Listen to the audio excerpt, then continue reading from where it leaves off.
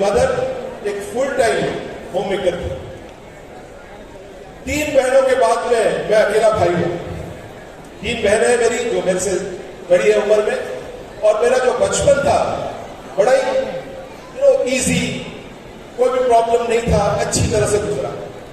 10th तक की education मैंने लोनावला में की। वहां पर कॉलेजेस नहीं थे, इसलिए 10th के बाद में मैं मुंबई आ गया कॉलेज के लिए, और जिंदगी अच्छी जा रही थी, कोई प्रॉब्लम नहीं था। पापा अच्छा बिजनेस कर रहे थे, प्यार मिल रहा था माँ का, सिस्टर्स अच्छे थे मेरे, सब अच्छी तरह से सेटल हो गए थे, तो सब कुछ अच्छा था। लेकिन एक चीज की कमी थी। कमी यह थी कि मैं कुछ करना चाहता था, क्लैरिटी नहीं थी क्या करूंगा, कैसे करूंगा, क्या करना है, किसी को क्लैरिटी नहीं थी, लेकिन कुछ करना है ये मेरे अंदर वो जिद थी। तो कॉलेज के टाइम से ही मैंने बिजनेस करना शुरू कर दिया, क्योंकि मुझे फाइनेंस बहुत अच्छा लगता था। तो मैंने फाइनेंस कंसल्टेंसी का कोर्स किया और फाइनेंस कंसल्टेंट का मैंने बिजनेस करना शुरू कर दिया। और एक क्वालिटी जो मैं आपके साथ मेरी जरूर शेयर करूंगा कि ऑनेस्टी और ट्रूथफुलनेस, उस वजह से मेरा बिजनेस बहुत अच्छा चलने लगा। एक छोटे गांव में जहां पर रेपुटेशन बहुत मायने रखता है, उस छोटे गांव में मैंने मेरा बिजनेस एस्टैब्लिश कर लिया। मैं अपने फादर के बिजनेस में नहीं जाना चाहता था, इसलिए मैंने अपने फादर को कहा कि मैं अपना बिजनेस करूंगा, पढ़ाई भी करूंगा, साथ साथ में बिजनेस भी करूंगा, और अपने बिजनेस में थोड़ी बहुत कमाई और थोड़ी बहुत ग्रोथ भी करूंगा। ऐसे करके मैंने मेरे करियर की शुरुआत की। धीरे धीरे धीरे बिजनेस सेट अच्छा होने लगा, और मैं गुजराती फैमिली को बिलोंग करता हूं। हमारे गुजराती में एक चीज होती है कि जैसे लड़का कमाना शुरू कर देता है ना, उसको बांधने शुरू कर देते हैं। तो मेरे साथ भी कुछ ऐसा ही हुआ। कमाना अच्छा लगा तो मेरे फादर और मदर पीछे पड़ गए कि इसकी शादी कर लो, इसकी शादी कर लो ताकि ये बंध जाएगा। सो कुछ इसी तरह का सीन था, लेकिन मेरे कुछ थॉट्स अलग थे। उन दिनों दीपक जी के साथ मेरी मुलाकात हुई और हम दोनों एक दूसरे को पसंद करने लगे, तो हमारी लव कम अरेंज मैरिज हो गई।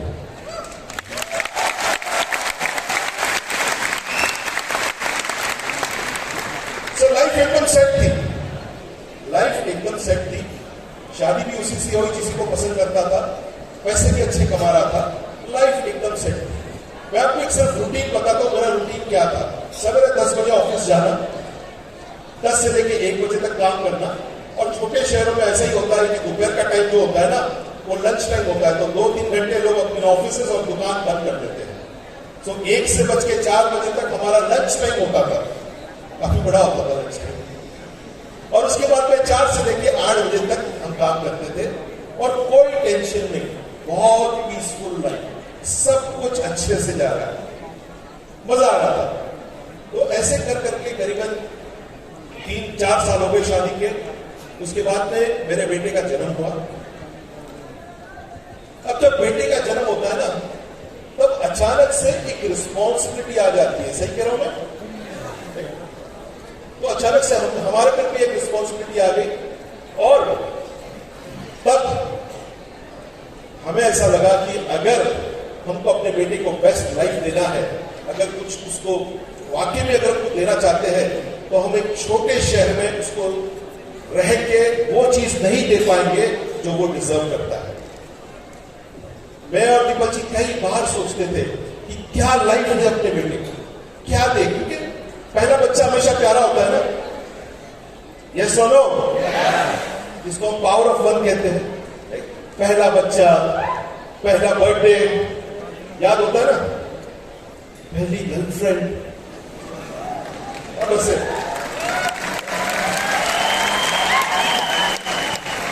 याद होती ना, वो कभी भूला नहीं जाता है।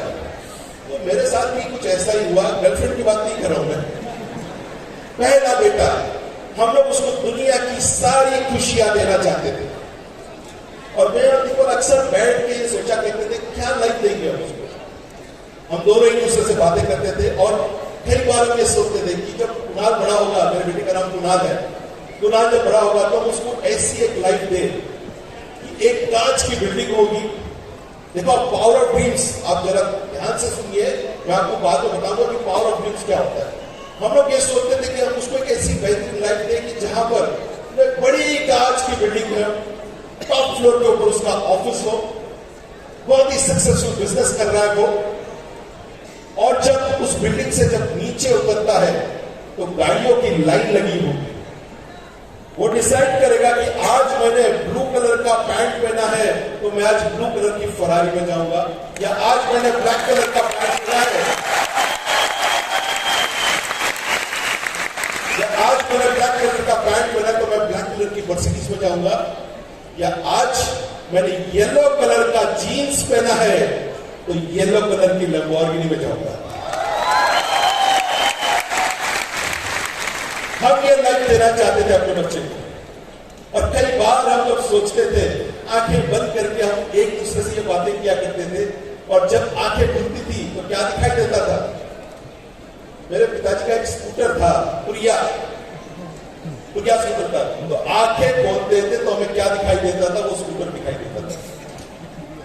तो कहने का मतलब कि सपने बहुत बड़े थे, कुछ देना था, लेकिन कोई रास्ता नहीं दिखाई दे रहा था, कोई भी रास्ता नहीं दिखाई दे रहा था। जैसे आज आप लोग आए हैं, आपके भी कुछ ना कुछ सपने होंगे, लेकिन कोई रास्ता दिखाई नहीं दे रहा होगा। लेकिन माय डियर फ्रेंड्स, रास्ता है। आप यहां पे आए हैं, ये आपके रास्ते की पहली स्टेप है।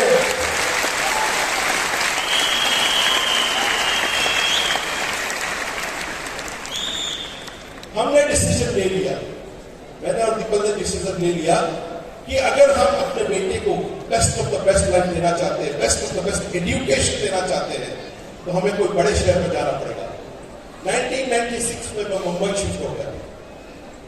1996 में मैं मुंबई शिफ्ट हो गया। जो भी मेरे पास पैसे थे, जो भी मैंने पैसे बचाए थे, उससे मुंबई में एक घर ले लिया।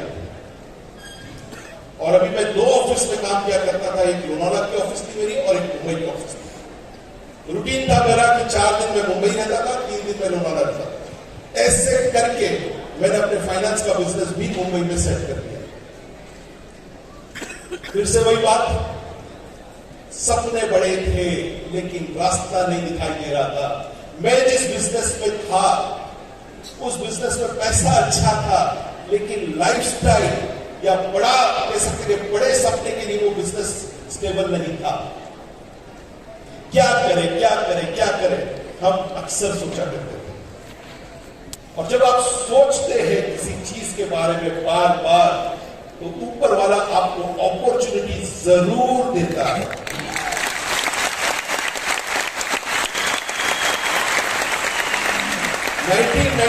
में हमारी एंट्री हुई नेटवर्क मार्केटिंग में। 1997 बात कर रहा हूं, हमारी एंट्री हुई नेटवर्क मार्केटिंग में, और बाय चांस नहीं, बाय चॉइस नहीं हुई। एंट्री हुई नेटवर्क मार्केटिंग में, दीपक जी को एक पर्चा मिला जिसके ऊपर लिखा था be your own boss, do a risk free business. तो दीपक ने आके मुझसे कहा कि एक बिजनेस प्रपोजल आया है मेरे पास, तो क्या मैं करूं ये बिजनेस? 900,000 रुपए का कुछ इन्वेस्टमेंट था उसमें। तो मैंने कहा हाँ करो ना, उसमें क्या दिक्कत है। मैं खुश हो रहा था। मैं खुश इसलिए हो रहा था क्योंकि जब वो अपने आप को बिजी नहीं रखती थी, यानी कि जब उसके पास कोई काम नहीं था, तो बार बार मेरे को फोन करती थी। फोन करके क्या कहती थी, मैं तो ऑफिस पहुंचा हूं, 10-15 मिनट हुए हैं, मुझे जस्ट सेटल हो रहा हूं। फोन करके पूछती थी शाम को खाना क्या खाएंगे। आधे घंटे बाद में फिर से फोन आता था कि आज तो ऐसा हुआ। 1 घंटे के बाद में फिर से फोन आता था कि खाना खाने के बाद में कहां जाएंगे घूमने के लिए। तो मैं बहुत खुश हो गया। मैं खुश इसलिए हुआ कि चलो ये कुछ काम पे लग जाएगी, तो इसके ये जो फिजूल के जो फोन आना है वो बंद हो जाएंगे।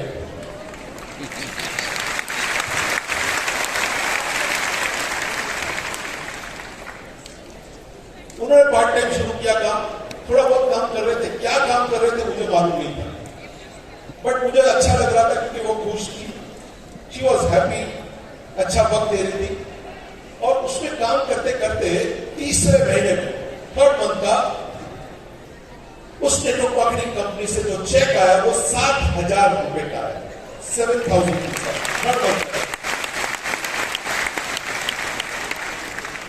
अब जो तीसरे महीने का 7,000 रुपए का चेक आया तो मैं सरप्राइज हो गया कि ऐसे कैसे तुम 7,000 रुपया दे सकता है।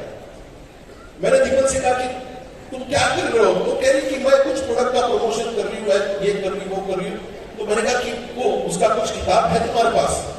तो उसने मुझे बिजनेस मैनुअल बताया, और जब वो बिजनेस मैनुअल मैंने पढ़ा, देखा, समझा, ज्यादा तो समझ में नहीं आया था, लेकिन जो कुछ भी मेरा बिजनेस सेंस था या जो कुछ भी मैंने सीखा था, उससे मुझे एक चीज समझ में आई, ये तो बड़ा अच्छा बिजनेस है, ये तो वही बिजनेस है जिस बिजनेस की हम तलाश करते थे, ये तो वही बिजनेस है जिसके थ्रू हम एक अच्छी इनकम ले सकते हैं। तो फिर से हमने लाइफ का एक बड़ा डिसीजन लिया। वो डिसीजन ये था कि मैंने कहा कि चलो ये बिजनेस बढ़िया है, अगर 7,000 दे सकता है तो 70,000 भी दे सकता है ये बिजनेस। और वहां से मेरी जर्नी शुरू हुई। मैंने कहा कि मैं भी पार्ट टाइम काम करूंगा।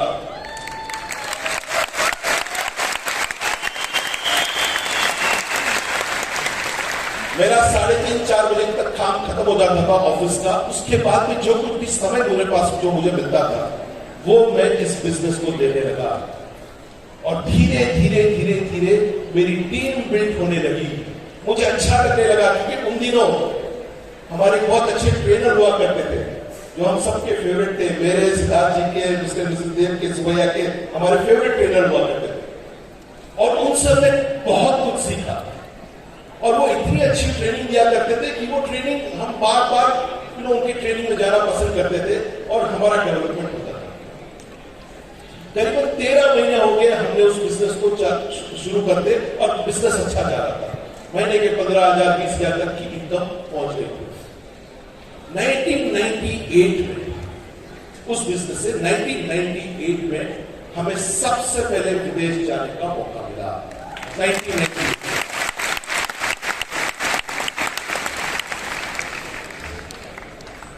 सबसे पहला विदेश जाने का मौका 1998 में। अभी उन दिनों 1998 में फॉरेन ट्रिप यानी कि बहुत बड़ी चीज थी, लेकिन हमने क्वालिफाई किया था फॉरेन ट्रिप के लिए। और उस फॉरेन ट्रिप में यानी कि हम बहुत एक्साइटेड थे उस फॉरेन ट्रिप के लिए। सो मैं बहुत खुश था कि हमें फॉरेन ट्रिप मिली। और 2 कारण थे मेरे, 2 कारण थे खुशी के। एक थोड़ा पर्सनल है, लेकिन आप अपने ही है, क्रॉस परिवार के ही है, तो वो पर्सनल कारण भी आज मैं आप लोगों को बताऊंगा। और दूसरा कारण ये था, पहला कारण ये था कि मुझे विदेश घूमना अच्छा लगता है। नया कल्चर, नई कंट्री में जाना, विदेश घूमना अच्छा लगता था। एक तो पहला कारण वो था। और दूसरा कारण पर्सनल ये था, मैं देख सकता हूं कि यहाँ पे कितने लोगों की शादी हो गई है। अरे बाप रे, बहुत सारे लोग शादीशुदा है यहाँ पे। अच्छा, कुछ लोग ऐसे भी हैं जिनको मैं जानता हूं लेकिन उन्होंने हाथ नहीं खड़ा किया।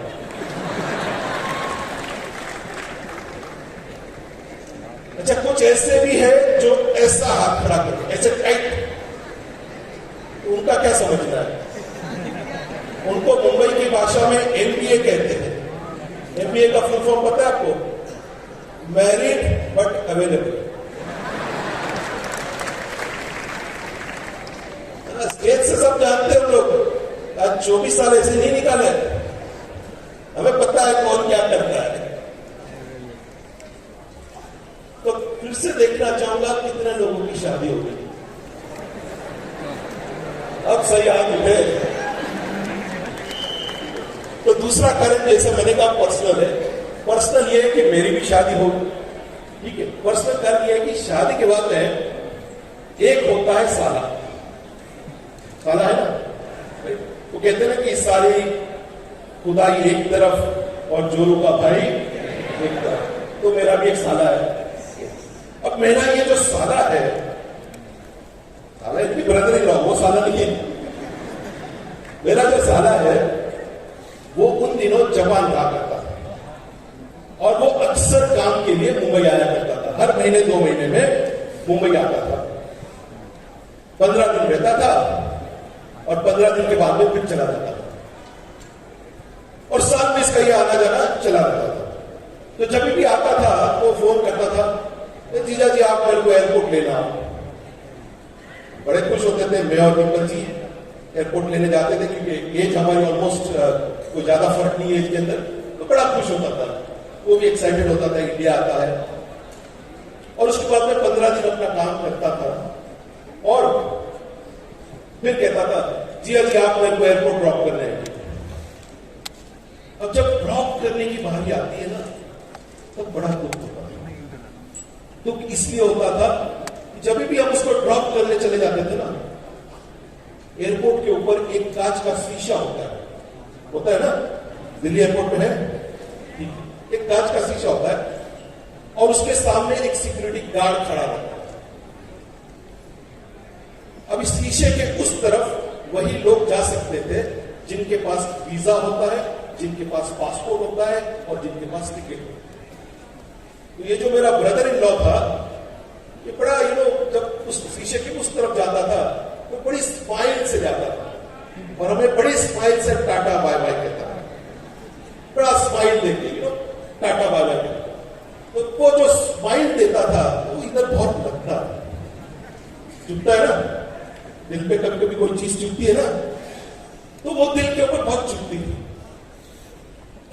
मैं और दीपक जी ये सोचते थे कि हमारा नंबर कब आएगा, हमारा नंबर कब आएगा, हम विदेश कब जाएंगे। तो ये 2-3 साल तक सिलसिला चलता रहा। उसका आना, हमारा उसको एयरपोर्ट के ऊपर लेके जाना, फिर जाना और बड़ी अच्छी स्माइल देके टाटा बाय बाय कहना। तो 1998 में जब पहला फॉरेन ट्रिप मिला मुझे, तो मैंने भी मौका नहीं छोड़ा। इस बार मैंने मेरे साले को फोन किया, यार मेरे पास लगेज बहुत है, तो मुझे एयरपोर्ट ड्रॉप करने आ जाना। छोटे वाले का सीन,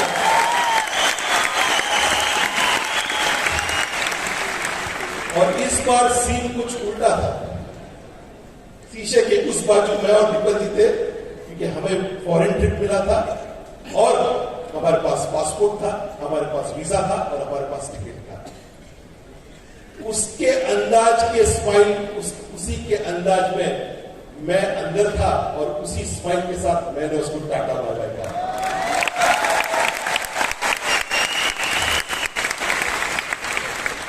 सो ये मेरा पहला एक्सपीरियंस आउट ऑफ इंडिया, यानी कि इसके पहले मैं विदेश नहीं गया था, पहला एक्सपीरियंस था 1998 में। उस कंपनी से पहली फॉरेन ट्रिप ज्वाइन की। जब फॉरेन ट्रिप यानी कि सिंगापुर और थाईलैंड की जब फॉरेन ट्रिप थी, वहां पर हम कुछ ऐसे लोगों से मिले जिन्होंने इस बिजनेस में बहुत सारे रुपए कमाए। आज के दिन में और उस जमाने में बहुत फर्क था। उस जमाने में यानी कि नेटवर्क मार्केटिंग के लिए कोई भी पॉजिटिविटी नहीं थी। वो दौर कुछ ऐसा था कि जहां पर लोग इसको स्कीम समझते थे, दौर ऐसा था कि जहां पर लोग इसको चिट फंड समझते थे। लोगों को ऐसा लगता था कि चेन बनाने का बिजनेस है, मेंबर बनाने का बिजनेस है, यानी कि वहां उस समय कोई अवेयरनेस नहीं थी। लेकिन और उस समय कोई सक्सेस स्टोरीज भी नहीं थी या कोई बड़ा चेक्स नहीं था इंडस्ट्री में। लेकिन जब विदेश जाके जब उन लोगों को मिलने का मौका मिला जिन्होंने इस इंडस्ट्री के थ्रू करोड़ों रुपए कमाए हैं, तब हमारा विजन इस बिजनेस के लिए, इस इंडस्ट्री के लिए और एक्सपांड हो गया, विजन बड़ा हो गया। लोगों को मिले, उनकी लाइफस्टाइल देखी, जिस तरीके से वो रहते थे, उनकी गाड़ियां देखी। हमें लगा कि यस, ये वही प्लेटफॉर्म है जिसके थ्रू हम अपने सपने तक पहुंच पाएंगे। ड्रीम्स क्या थे? Best of the best life देनी अपने बच्चों को। ड्रीम्स क्या थे? कि एक लेगेसी छोड़ के जानी है अपने नेक्स्ट जनरेशन के लिए। आप जानते हैं ये बिजनेस आपको वो पावर देता है कि आप अपनी ही लाइफ नहीं, लेकिन आपके आने वाले जनरेशन की लाइफ को चेंज कर सकते हैं। वो पावर है, एक लेगेसी आप अपने नेक्स्ट जनरेशन के लिए छोड़ सकते हैं। हमने फिर से एक डिसीजन लिया कि कुछ भी हो जाए, whatever it takes, ये 3 वर्ड्स है ना, अपने दिमाग में डाल दो, whatever it takes। ये आपके लाइफ का एक मंत्र होना चाहिए, वॉट एवर इट टेक्स, जो कुछ भी करना पड़े करो। और हमने डिसीजन ले लिया कि वॉट एवर इट टेक्स, चाहे कुछ भी हो जाए, हम इस बिजनेस में कुछ ना कुछ तो बड़ा करके ही दिखाएंगे।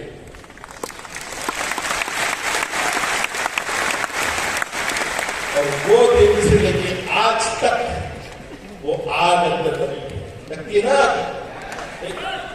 उस आग को कभी बुझने मत देना मेरे दोस्त। वो आग लगे रहेगी, यानी कि वो आग को जितना आप सहलाएंगे ना, उतना आप लाइफ में आगे जाएंगे। ये मेरा एक्सपीरियंस है। तो 1998 में वो आग लग चुकी थी। वी डिसीजन लिया we are going to be somebody in this industry. We are going to create a history in our life through this business. Decide कर लिया था 1998। इंडिया आए, काम करना शुरू किया और सब कुछ अच्छा चल रहा था। हर साल लोग फॉरेन ट्रिप एंजॉय कर रहे थे और सब कुछ अच्छा चल रहा था। लेकिन हाँ, उस कंपनी में हम one of the top earners भी हुए, एडवाइजरी बॉडी थी, उसके मेंबर थे हम लोग उस कंपनी में। लेकिन 2008 में हम लोगों ने रिजाइन कर दिया। उस कंपनी के पास कोई विजन नहीं था, वॉट एवर इट इज, कोई भी कारण था, बहुत सारे कारण थे। हमने 2008 में रिजाइन कर दिया। फिर से लाइफ का एक टर्न आया, रिजाइन कर दिया। इसका मतलब है कि जो कुछ भी आप कमा रहे हैं, जो कुछ भी आपका चेक बनता है, आपको वो चेक नहीं मिलेगा। हम फिर से बैक टू स्क्वायर वन आ गए।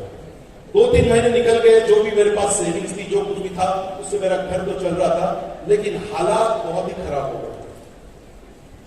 इनकमिंग कुछ भी नहीं और आउटगोइंग बहुत कुछ। क्योंकि जब नेटवर्क मार्केटिंग में आप काम करते, एक अच्छे लेवल के ऊपर जाते, तो लाइफ स्टाइल भी आप मेंटेन करते थे। मेरा घर का EMI जा रहा था, गाड़ियों की EMI जा रही थी, सब कुछ हो रहा था, लेकिन मेरा इनकमिंग जीरो था। मुझे जॉब नहीं करनी थी, लेकिन जबरदस्ती एक बाइनरी कंपनी में एज ए एग्जीक्यूटिव डायरेक्टर की मैंने जॉब ले ली। क्यों ले ली? ताकि मेरा घर चल सके। कंपनी से तो रिजाइन कर दिया, नेटवर्क तो है नहीं मेरे पास, अरे तो क्या करे, खर्चे तो है ही। और वो मेरे लाइफ का सबसे लोवेस्ट पॉइंट था।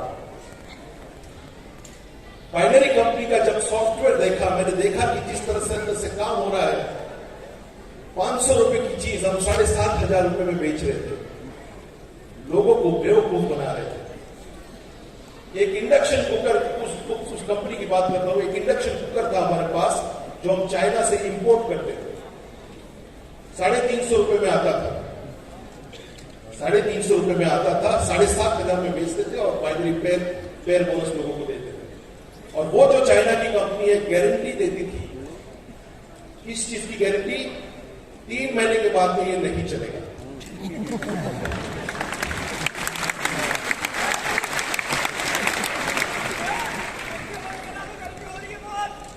लेकिन 350 रुपए की चीज 7,500 में बेचना, नेटवर्क मार्केटिंग में सबसे पहले आप अपने नोन लोगों के साथ काम करते हैं, यानी कि हमारे जो नोन लोग हैं, फ्रेंड्स, रिलेटिव, नेबर्स, उन्हीं को हम गलत सामान दे रहे थे। जमीर मन नहीं मान रहा था कि गलत हो रहा है, गलत कर रहे हैं। अक्सर बाइनरी कंपनी में यही होता है, प्रोडक्ट की कॉस्ट कितनी इन्फ्लेट कर देते हैं और उसी में से कमीशन देते हैं। मन नहीं मान रहा था क्योंकि गलत हो रहा था। ऑनेस्टी प्रिंसिपल है। मन नहीं मान रहा था कि हम गलत कर रहे लोगों के साथ। रिजाइन कर दिया उस कंपनी से। 3 महीने काम किया, रिजाइन कर दिया। पोस्ट अच्छी थी, अच्छी पेमेंट भी आती थी, लेकिन रिजाइन कर दिया। फिर से जीरो, क्योंकि नेटवर्क नहीं था, ना कोई कंपनी थी मेरे पास। फिर से जीरो और हालात बहुत खराब थे। जो कुछ भी सेविंग्स हो रही थी वो धीरे धीरे सारे खर्चे में निकल रही थी। और एक टाइम तो ऐसा आया जो मेरे लाइफ का सबसे लोवेस्ट पॉइंट, मैं और दीपक इस दिन को आज तक नहीं भूले। एक पॉइंट ऐसा आया कि जहां पर मेरे पास बैंक में अपने बेटे के स्कूल फीस देने के पैसे भी नहीं थे। ऐसे हालात। टूट चुके थे, फाइनेंशियली टूट चुके थे, इमोशनली टूट चुके थे, हमारे पास कुछ नहीं था, लेकिन एक चीज थी, वो थे हमारे सपने।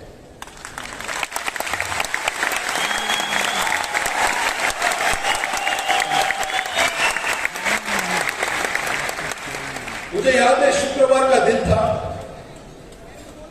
मैं कुणाल के स्कूल में गया और टीचर को, शुक्रवार का दिन था, मैंने टीचर को चेक दिया, मेरे बैंक में पैसे नहीं थे। मुझे मालूम था कि अगर शुक्रवार को दूंगा तो चेक सोमवार को आएगा बैंक में। मेरे पास पैसे नहीं थे, 40,000 रुपए नहीं थे मेरे पास फीस देने के लिए। मेरे पास 3 दिन का टाइम था, शुक्रवार, शनिवार, रविवार, 3 दिन का टाइम था वो 40,000 रुपए का बंदोबस्त करने के लिए, 3 दिन। और दोस्तों वो 3 दिन में मैं कहना चाहूंगा मैं फेल हो गया, मैं अरेंजमेंट नहीं कर पाया 40,000 रुपए का भी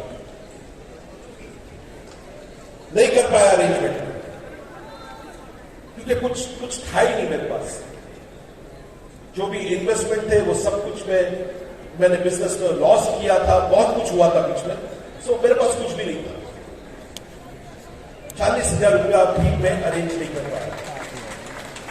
मंडे के दिन मैं अपने ससुर जी के पास गया और कभी भी लाइफ में लिया नहीं था, वो पहली बार मैंने उनसे पैसे मांगे कि मुझे कुछ पैसों की जरूरत है, कुछ दिनों में मैं आपको वापस दे दूंगा। उन्होंने कुछ नहीं पूछा मुझे, उन्होंने सिर्फ पूछा कि कितना चाहिए। मैंने कहा 40,000 रुपया दे दो, मैं आपको बहुत जल्द पैसे वापस दे दूंगा। 40,000 रुपये दिए, बैंक में डाले और फिर से एक डिसीजन लिया मैंने और दीपल ने बैठ के कि हम इससे नीचे अपने लाइफ में नहीं गिरेंगे। This is the lowest point. कुछ भी कर लेंगे लेकिन हम इससे नीचे अपनी लाइफ में इससे नीचे नहीं गिरेंगे। ढूंढ रहे थे कुछ, और जैसे मैंने आपको कहा कि जब आपके सपने बड़े हैं, आपकी अगर नीयत अच्छी है, तो ऊपर वाला आपको कोई ना कोई भेज ही देता है या कोई ना कोई अपॉर्चुनिटी मिल जाता है।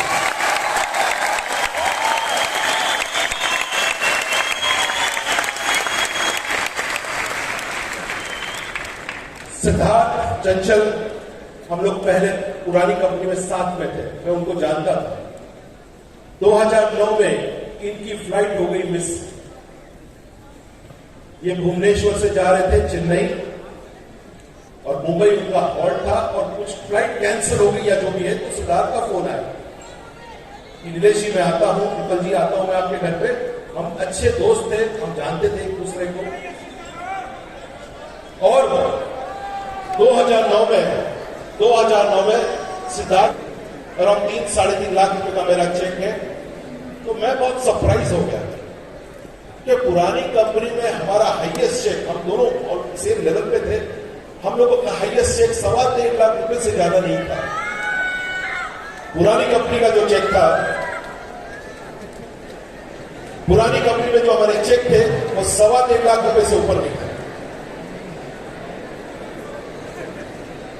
तो मैं सोचने लगा कि यार सिद्धार्थ का 3-3.5 लाख रुपए का चेक कैसे आ सकता है, और वो उसने तो सिर्फ 1.5 साल लगाया इस कंपनी में। मैंने सिद्धार्थ से कहा कि कैसे आता है, जरा मुझे समझाओ आप। तो उन्होंने प्लान थोड़ा बहुत शेयर किया, लेकिन मैं राइट फ्रेम ऑफ माइंड में नहीं थे हम लोग, तो ज्यादा कुछ समझ में नहीं आया। कहते ना कि ऊपर वाला जब आपके साथ में होता है ना, तो सारी चीजें सही होती है। हमने कोई प्लानिंग नहीं की थी ज्वाइन करने के लिए, लेकिन दीपक जी के मुंह से अचानक निकल गया कि हम भी ज्वाइन करते हैं। और 2009 में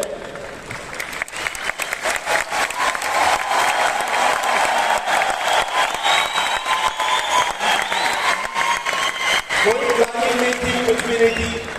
मैं दीपक को देख रहा हूं, दीपक मुझे देख रही है, क्या बोलेंगे। और 2009 में मैंने जून 2009 में वेस्टीज में सिद्धार्थ सिंह के साथ ज्वाइन किया।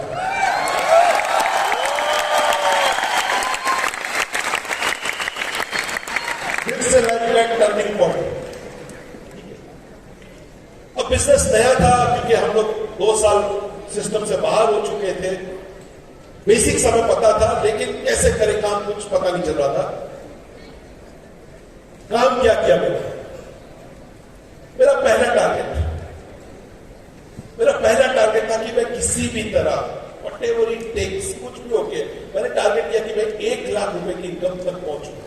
क्योंकि अगर 1 लाख रुपए की इनकम तक जाऊंगा तो मेरे घर के खर्चे, EMI और थोड़ी बहुत मेरी बचत भी होगी और थोड़ा बहुत मैं ट्रैवल भी कर सकूंगा।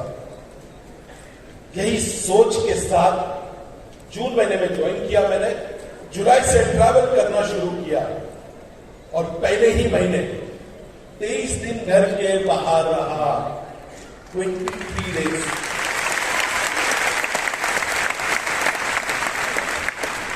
बड़ा बिजनेस घर के अंदर रह के कभी भी नहीं हो सकता है। बड़ा बिजनेस अगर आपको करना है, बड़े सपने तक पहुंचना है, तो आपको घर के बाहर निकलना पड़ेगा, लोगों से मिलना पड़ेगा, लोगों के साथ काम करना पड़ेगा और लोगों को प्लान बताना पड़ेगा।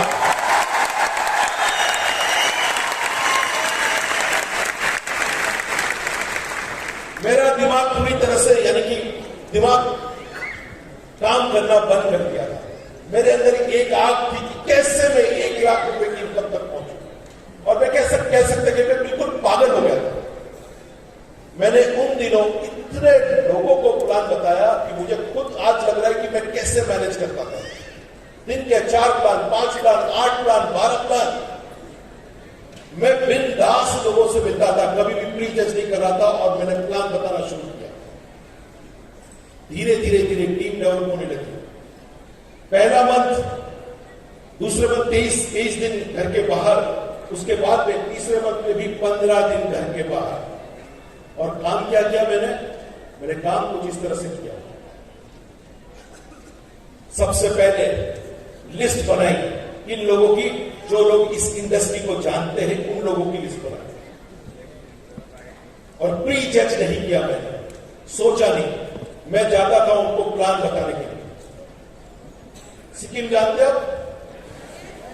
मुंबई से सिक्किम जाने के लिए 2 फ्लाइट बदलनी पड़ती है और ऊपर गैंगटॉक जाने के लिए 5 घंटे का कार ड्राइव होता था। यानी कि अगर मैं 6 बजे की फ्लाइट लेता हूं तो शाम को 6 या 7 बजे वहां पर पहुंचता हूं। 1 पर्सन को प्लान बताने के लिए मैं वहां गया, 1 पर्सन।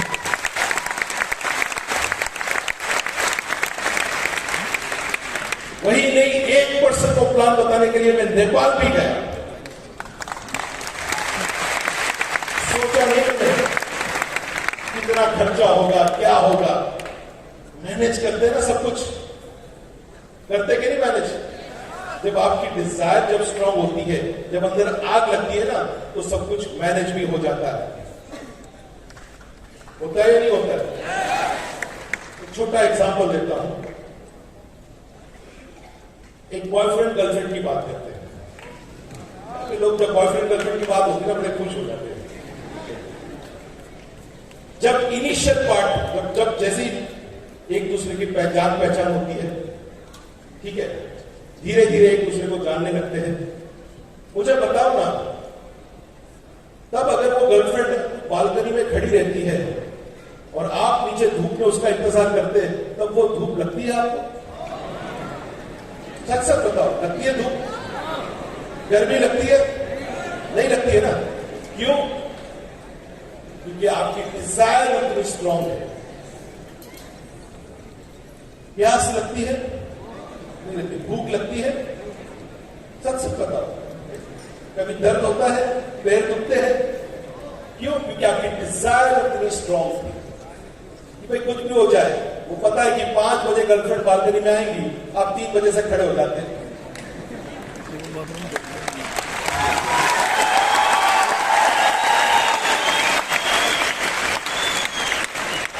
वो 5 बजे आके चली भी जाती है, फिर भी आप वो खड़े रहते हैं इस उम्मीद में कि वापस आएगी।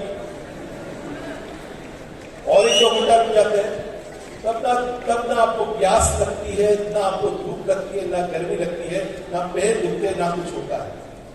मेरे साथ भी कुछ ऐसा ही हुआ था। मेरे सर के ऊपर पागलपन सवार था। तो मैंने सोच लिया था कि मुझे किसी भी तरह 1 लाख रुपए की इनकम तक पहुंचना है, और उस 1 लाख रुपए की इनकम को पहुंचने के लिए मैं कुछ भी हद तक जा सकता हूं। और धीरे धीरे धीरे मेरे साथ टीम बनना शुरू हुआ, और धीरे धीरे धीरे मैंने नेटवर्क बनाया।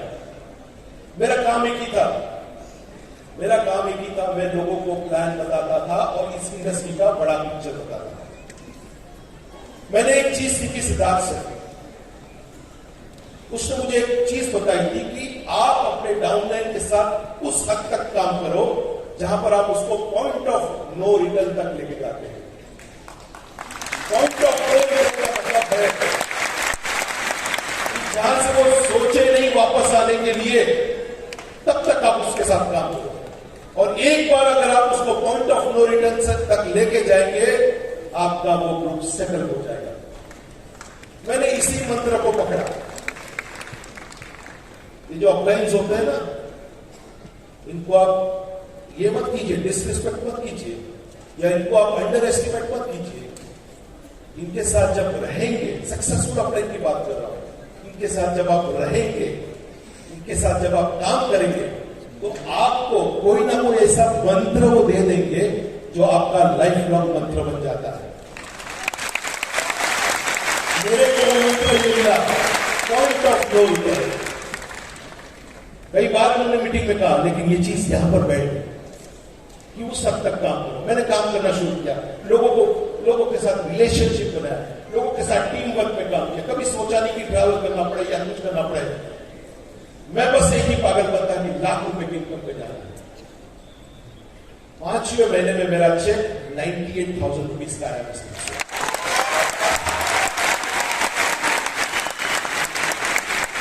और 13वें महीने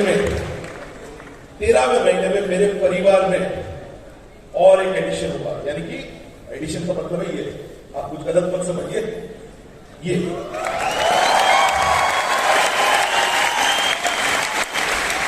13वें महीने में मेरा चेक था 5 लाख रुपया क्रॉस कर गया था। और जिस कार का सपना 13 साल से मैं देखा करता था, वो कार हकीकत में 13 महीना वेस्टीज ज्वाइन करने के बाद में वो मर्सिडीज बेंज में लेकर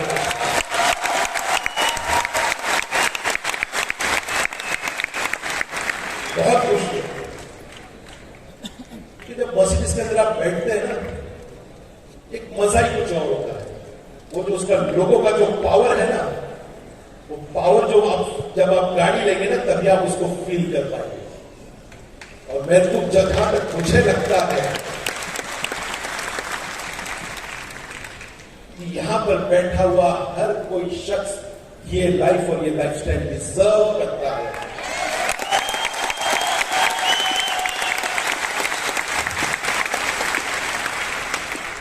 प्लेटफॉर्म ढूंढ रहे थे, एक अच्छी कंपनी ढूंढ रहे थे कि जहां पर हम अपने सपने तक पहुंचे।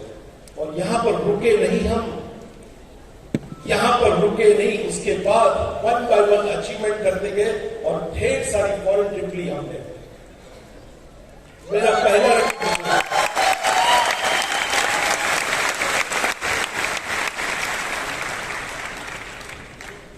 मेरे पास क्राउन की पिन नहीं है, डायमंड की पिन नहीं है, स्टार की पिन नहीं है, सिल्वर की पिन नहीं है। मैंने जो सबसे पहली पिन ली वो यूसीडी की पिन है।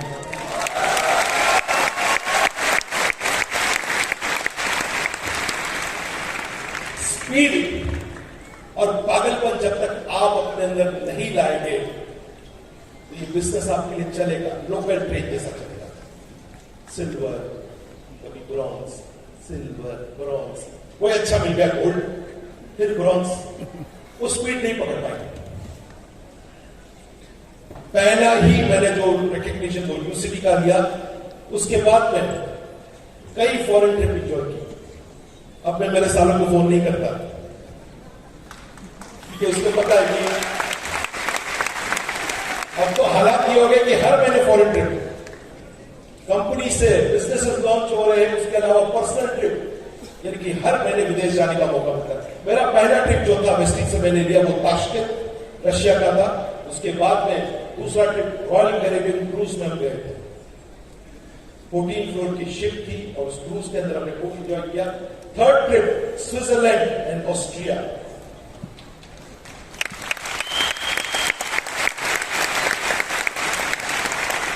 बड़ी यादगार ट्रिप थी स्विट्जरलैंड और Australia.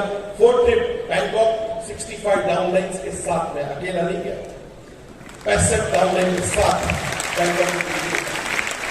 Fifth, Amsterdam and Paris, वहां से दुबई, वहां से चाइना, बहुत सारे फॉरेन ट्रिप्स एंजॉय किए। मेरे पासपोर्ट के ऊपर इतने स्टैंप लगे हैं, ये मेरा 5वां पासपोर्ट चल रहा है।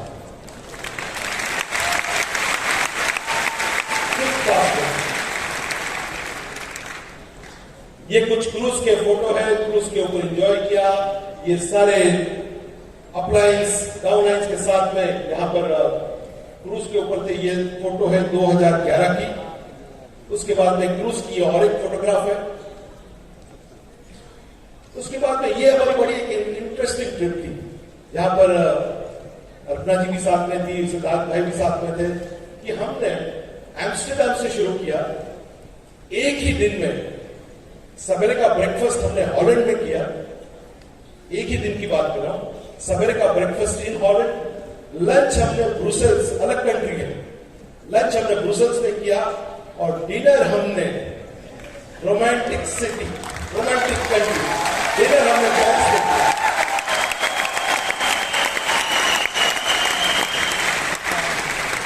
I mean, this is a lifestyle which everybody deserves this lifestyle. हम सब लोग ये डिजर्व कर सकते हैं। दोस्तों, एक ही दिन में पासपोर्ट के ऊपर 3 स्टैंप लगे। Breakfast in Holland, lunch in Brussels and dinner in Paris. तो ये बड़ी एक यादगार ट्रिप थी। उसके बाद में सिद्धार्थ जी के साथ में पेरिस की ये ट्रिप थी। अगेन बहुत इंजॉय किया, आईफिल टावर के साथ फोटोग्राफ लिए और आईफिल टावर के पास में गए, मजा किया वहां पे। फिर और एक ट्रिप निकली जहां पर मेरे साथ थाईलैंड की जो ट्रिप थी, इसमें 117 लोग नेपाल के इस ट्रिप में मेरे साथ थे।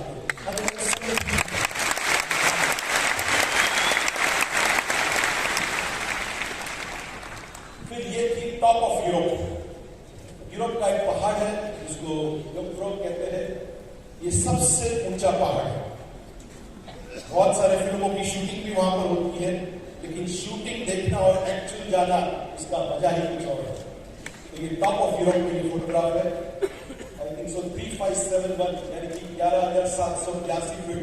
Mount Everest is 8878। Mount Everest से भी ऊंचा पहाड़ है।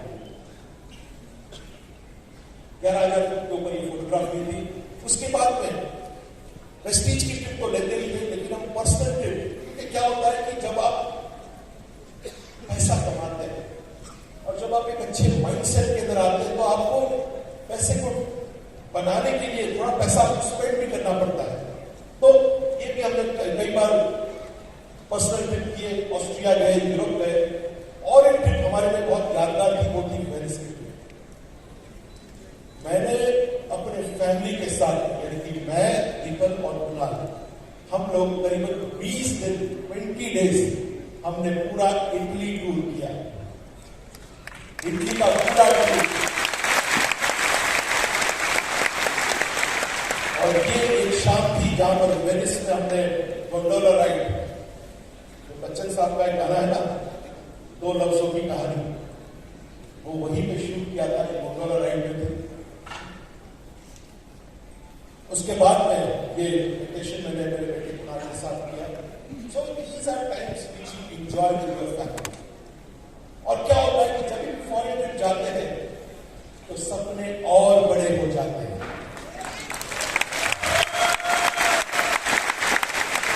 तो आप एक जोन से दूसरे जोन में जा रहे हैं, यानी कि आपके सपने और बड़े हो जाते हैं। आपके काम करने के लिए एनर्जी जो चाहिए ना, वो फॉरेन ट्रिप से आती है। वो एंजॉय किया हमने फॉरेन ट्रिप, ड्रीम वेकेशन लिया। ये रशिया की ट्रिप है, उसके कुछ फोटोग्राफ है। ये रशिया के जो किंग और क्वीन थे उनके साथ के हमारे फोटोग्राफ यहाँ पे। फिर ये great wall of China, China की ग्रेट वॉल, वहां का ये फोटोग्राफ है। उसके बाद ये भी हमारे लिए एक बेंचमार्क था कि कंपनी ने हमें एज अ ग्लोबल एम्बेसडर्स, ये तौर पे रिकग्नाइज किया, रिकग्निशन किया।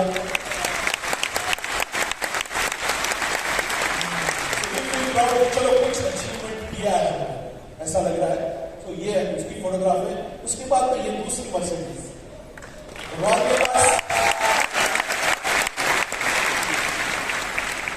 के पास एक मांगी थी, ऊपर वाले ने भर भर के दूसरी दी।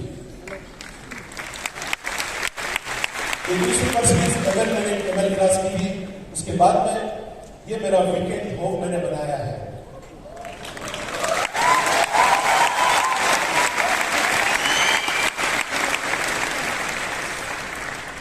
ये मेरा कह सकते हैं कि मेडिटेशन या रिलैक्सेशन प्लेस है। लोनावाला क्योंकि मेरा बर्थ प्लेस है, मैं अपनी जड़ों के साथ रहना चाहता था, तो मैंने ये वीकेंड हाउस भी लोनावाला में ही बनाया है। ये बिल्कुल पहाड़ के सामने, ये पहाड़ के सामने अगर आप देखेंगे पहाड़ है पीछे और उसके साथ में ये स्विमिंग पूल है। और ये मेरा फेवरेट, ये मेरी फेवरेट कैट है जो मुझे हमेशा मैं जाता हूं तो बड़े प्यार से वेलकम करती है और साथ में रहती है। सो ये कह सकते कि ये जब भी हम थोड़ा बहुत काम बहुत करते हैं और 2-3 दिन के लिए अगर बाहर जाना होता है तो हम अपने वीकेंड हाउस में जाते हैं, फ्रेंड्स के साथ जाते हैं, फैमिली के साथ जाते हैं और खूब मजे होते हैं। बिकॉज इतनी अच्छी जगह है।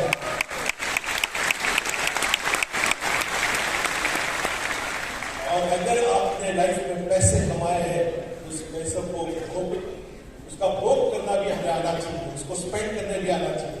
तो ये वीकेंड हाउस मैंने खरीदा है, इसको खरीदे 4 साल हुए मेरे। ये उसकी कुछ और तस्वीरें हैं। बड़ा प्यारा वीकेंड हाउस है, बहुत अच्छा लगता है।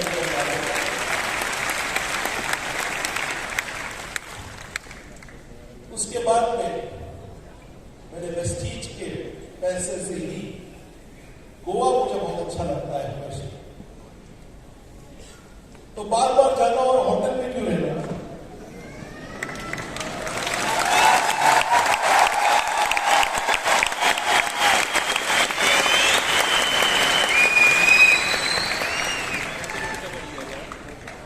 दो बार 3 बार गए गोवा, एक जगह अच्छी लगी, हमने कहा यार खरीद ही लेते इसको।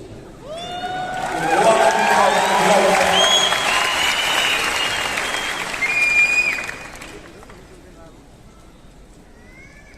मेरा सपना था मेरे बेटे को बेस्ट ऑफ द बेस्ट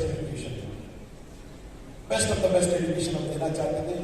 वही सपने की वजह से हमें काम करने की प्रेरणा मिली। मेरे बेटे को मैंने अंडर ग्रेजुएट, एक होता है मास्टर्स और एक होता है अंडर ग्रेजुएट। अंडर ग्रेजुएट के लिए मैंने यूनिवर्सिटी ऑफ मिशिगन में उसका जब एडमिशन करवाया, एक टाइम था कि 40,000 रुपया में बैंक में लेते थे, 40,000 रुपया भी बैंक में लेते। और प्रेस्टीज की ताकत की वजह से, इस बिजनेस की ताकत की वजह से उसकी यूनिवर्सिटी की फीस थी वो 60 लाख रुपए हर साल की।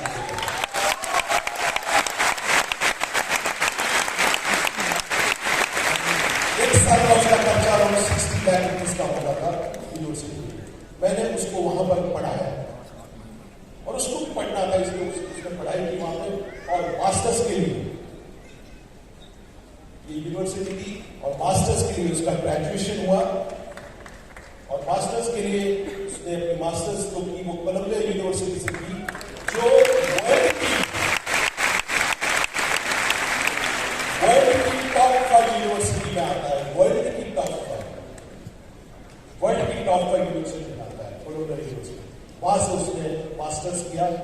दोस्तों मैं आपको सिर्फ यहां पर यह कहना चाहता था, जिस शख्स के पास 40,000 रुपया नहीं था, सिर्फ 40,000 रुपये के लिए हाथ फैलाया अपने ससुर के पास। आज वेस्टीज की ताकत और इस बिजनेस की बदौलत आज उसका बेटा ही नहीं, लेकिन कई अच्छे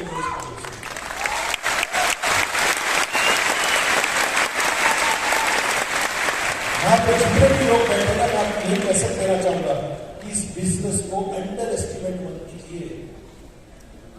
इस बिजनेस की गलत फहमी मत रहिए। मैं आपको यही कहना चाहूंगा, अगर मैं कर सकता हूं तो आप भी कर सकते हैं।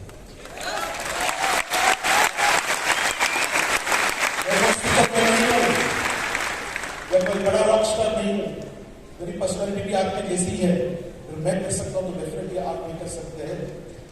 ये मेरा हाईएस्ट प्रेस्टीज से जब 5 करोड़ फंड का जो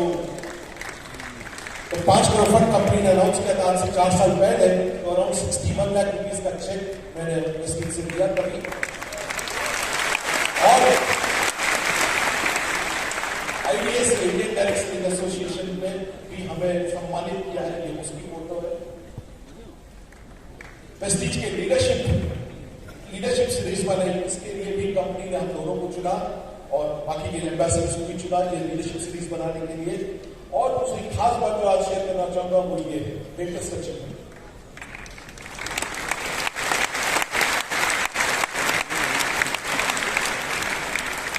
मैं मुंबई में रहता हूं, मुंबई में जुहू में रहता हूं। जुहू यानी कि बहुत ही पॉश एरिया है जहां पे बहुत सारे सुपरस्टार्स, मेरे घर के बाजू में अमिताभ बच्चन, जितेंद्र, फिरोज खान, अजय देवगन, बहुत सारे, यश चोपड़ा, यश जौहर, ये सब आसपास में ही रहते हैं। मेरे पास वहां पे 2 फ्लैट थे जुहू में। और इस पैंडेमिक में मैंने जुहू में ये नई प्रॉपर्टी खरीदी जो 8th फ्लोर के ऊपर है, लेकिन उसका बेसमेंट उतना ज्यादा है कि 10वीं फ्लोर है। और इस फ्लैट के अंदर मैं पूरा जुहू देख सकता हूं। और मेरे फ्लैट से अगर आप देखें तो जानवी कपूर का भी पेंट हाउस पूरा दिखता है।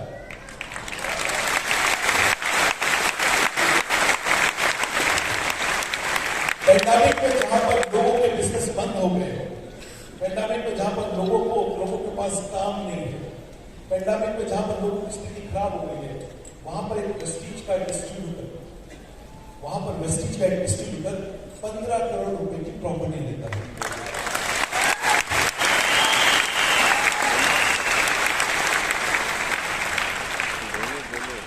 This is the my difference. संघर्ष आएगा, बट अगर आपके सपने बड़े हैं ना तो आपको संघर्ष दिखाई नहीं देगा।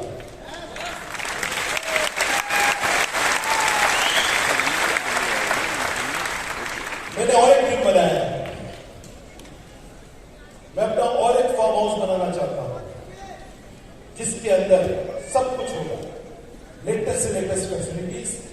और मैं खेती भी करूंगा, और खेती करूंगा साथ साथ में मेरे उस फार्म हाउस के ऊपर घोड़े भी होंगे, गाय भी होगी, कैट्स भी होंगी, डॉग्स भी होंगी, सब कुछ होगा। खेती करूंगा और उसी में से जो भी होगा वही पकेगा घर में, मार्केट से कोई भी सब्जी नहीं है।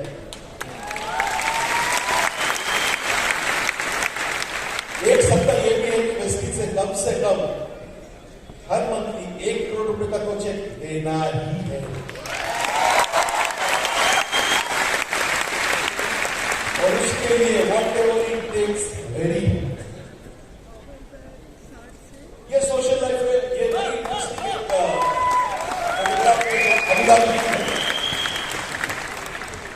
इस तरफ की फोटोग्राफ में देखेंगे कि हम कॉफी पी रहे सारे लोग। ये अबू धाबी की एक ऐसी रेस्टोरेंट है जहां पर गोल्ड की कॉफी देते हैं, यानी कि गोल्ड का पाउडर डालते हैं उसके अंदर। और एक कॉफी की कीमत है 5,000 रुपये, अराउंड, राइट, 5,000 रुपीज। तो यहाँ पर एक गोल्ड कॉफी भी हमने पी है, ये वेस्टीज मैनेजमेंट के साथ, जहां पर मुकेश जी है, सतपाल है, सिद्धार्थ है, चंचल है, सब लोग।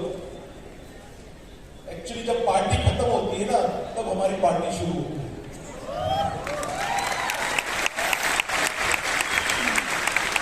मुझे लगता है ये पार्टी सवेरे 4 बजे तक चली थी, जहां पर बहुत इंजॉय किया था हमने। और दूसरे दिन यानी कुछ होश ही नहीं थे कि कहाँ है हम लोग। सो ये सारी चीजें हम सब, मैं वापस कहता हूँ, ये सारी चीजें हम डिजर्व करते हैं, ये सारी चीजें हम अचीव कर सकते हैं, लेकिन उसके लिए संघर्ष का जो रास्ता है वो क्रॉस करना पड़ेगा। सपने बड़े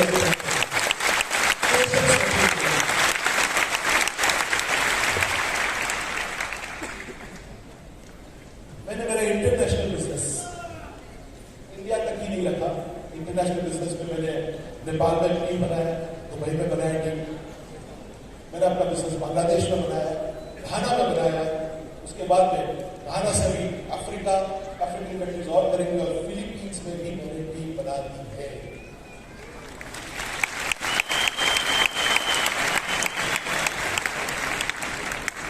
मैं आपको यहां पर एक चीज बताता हूं, मंत्र बताता हूं क्यों इंटरनेशनल बिजनेस करना चाहिए। क्योंकि बिजनेस साइकिल, कोई भी बिजनेस साइकिल 6 घंटे 8 घंटे की होती है। अगर आप इंटरनेशनल बिजनेस में थोड़ी मेहनत करके अगर इंटरनेशनल टीम बनाते हैं तो आपकी बिजनेस साइकिल 24 आवर्स की हो जाएगी।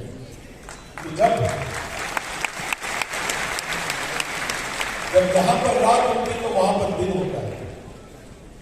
यानी कि आप सिर्फ दिन में ही पैसा कमाते नहीं, लेकिन रात को भी आप जब सो जाते तो आपको पैसे मिलते हैं। So that's the